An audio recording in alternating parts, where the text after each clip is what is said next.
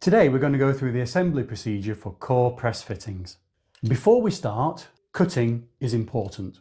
We need to ensure the tube is cut square and there are no burrs. The next stage of the procedure is tube preparation. We must ensure that the tube is deburred on the outside and the inside and there is no swarf present. This is a key element. Once deburred and cleaned, we can then insert the tube into the fitting using a twisting motion. Once complete, we can then mark the tube. This is critical to ensure that the tube is correctly inserted into the fitting. We can now press the joint. So open the jaws, insert the fitting, ensuring it is square, then press the button until it stops.